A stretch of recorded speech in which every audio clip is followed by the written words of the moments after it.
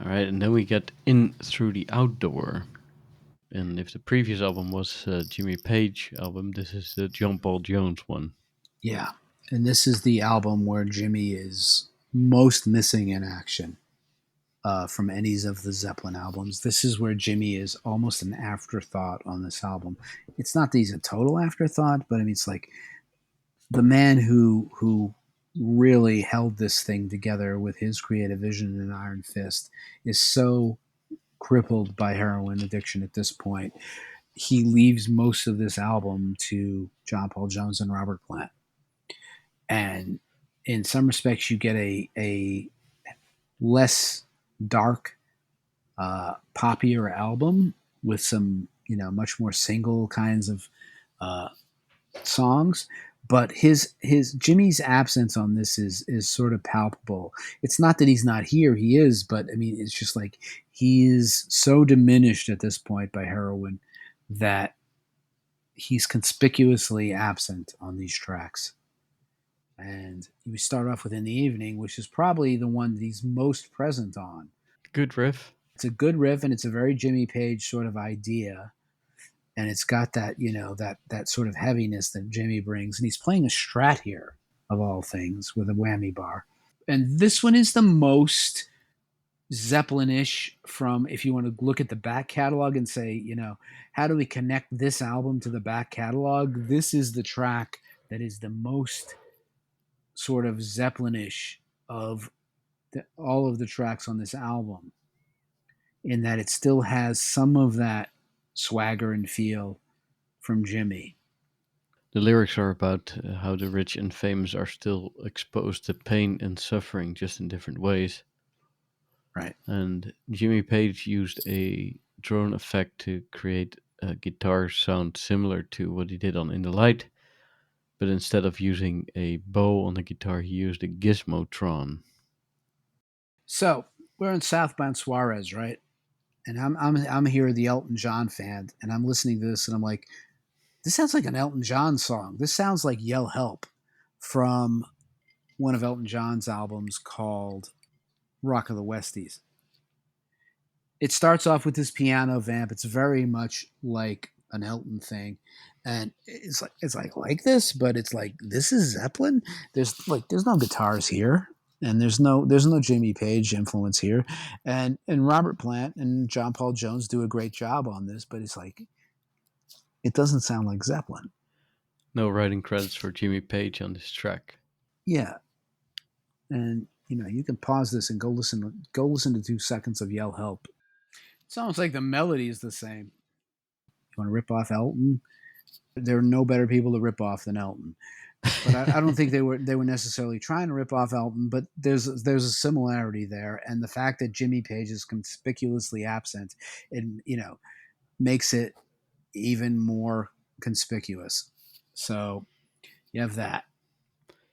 And then we get Fool in the Rain. "Fool in the Rain" is a great song, and I would not suggest otherwise. But this is again one of the poppier songs that they had a hit single with. And "Fool in the Rain" to me is about John Bonham's shuffle beat and his Purdy shuffle beat, and Robert Plant's vocal. It's Led Zeppelin playing samba. Right, you have this big samba in the middle of this thing. There's a police whistle blows, and they go into this thing where it's like a complete different rhythmic thing for a moment. It's amazing they were able to pull that off, but Yeah, it's enjoyable. it's a great song. I'm not taking anything Yeah. away from it as a song, but it's like, this is Led Zeppelin. Yeah, and then and then Jimmy Page takes this solo, and I think he used this thing called a blue box or something like that, where he has Yeah, this really that's correct. scuzzy guitar sound. It's a fuzz octave pedal. It fuzzes the guitar and then drops it down 2 whole octaves. Yeah, and it was a very distinctive sound and a very sort of scatter shot, off the cuff type of solo. But it works. The whole song works, and it's actually one of the stronger songs on the album, and certainly one of the two big hits on the album. Then we move into Hot Dog, and Hot Dog is kind of a rockabilly Elvis thing with nonsensical lyrics. And this again, to me, strikes me as a Robert Plant thing, where Jimmy's just sort of filling in some rockabilly licks and stuff. It's a very Elvis-ish vocal. It's about a girl in Texas who took my heart and may have been based on a real woman in Plant's life. Hmm. And then you get Carouseloramba, uh, which is a John Paul Jones keyboard extravaganza, and nothing like anything we've ever heard in a Led Zeppelin song before. And 10.5 minutes of it, no less. And for the most part, it bores me to tears. I If I'm agree. if I'm honest, Da-da-da-da-da-da-da. yeah, Yeah. maybe at 4 minutes it would have worked. There's some interesting stuff going on towards the end with the keyboard, but it's too long and too much. Maybe at 4 minutes this could have worked, but not at 10.5. And then we get into All of My Love, which is the ballad that Robert Plant wrote about his son Carrick. I would say This was a one big of the hit best songs on that album. and one of the two hits. Yes. Yeah. Yeah, it's a very sad song. But it's very pretty, I think. Yeah. Right. And then we close it out with yet another slow blues, and this is another good one. It's not quite as good as T for One, but it's pretty good. Yeah. And it's like, oh, there's Jimmy. Jimmy's back for the last track of the song. He actually plays, and is actually a notable part of this track. It's a good song. It's this another foray into like a sort of a straight blues thing, but there's also this keyboard part to this, which is sort of like this synthy keyboard part that Yeah. sort of like sets the thing up in the beginning, and then it goes into just a straight slow blues. And again, it's mostly Robert Plant that carries this. That intro really adds a lot to it, even though it's like a small moment, It I does, and think. then the drum kicks in with like Bonham's foot and everything, and it's just big there. It's not a great Jimmy Page moment for a blues track because he's so diminished by this point, but I like I'm Gonna Crawl. It's a good song. Yeah. The lyrics are classic. It's about yearning. He loves a girl so much that he's gonna crawl to her. I think it's a good way to end this album. It's actually my uncle, who's a huge Zeppelin fan, one of his favorite songs. This was the last full album officially that was recorded by the band Before John because, Bonham dies. Yeah. yeah, And then John Bonham dies and the after band like drinking, what was it, like two bottles 40 of, 40 shots of vodka. yeah, Yeah. He drinks 40 shots of vodka and dies on a couch in Jimmy Page's house.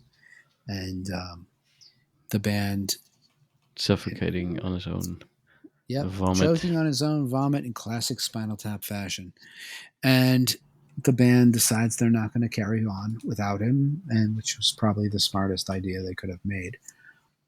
Yeah, what's Zeppelin without Bonham? Like who? Which they considered some other drummers, right, for a They brief did. moment. They did. They had multiple people just submitting their names saying, if you want to carry on, I'm happy to do it and stuff. But they knew at that time that it wasn't the time. Yes, they came back later and they played some stuff with with other drummers and then eventually with Jason Bonham, John's son. But at that moment in time, they were so broken as a band due to the drug use and to Bonham's death that they decided to call it a day. Yeah, and what else was there to do for them really? Like if they do you think there would be a good album after In Through the Outdoor? I think the truth of the matter is that until Jimmy cleaned up and got kicked his heroin addiction, there was not going to be any good music, really better music coming out of them because he was so diminished at that point. And being the guiding force and the primary impetus of songs and stuff, we see on In Through the Outdoor what a Zeppelin with Jimmy Page taking a back seat looks like. And most people are like, yeah, no, not so much.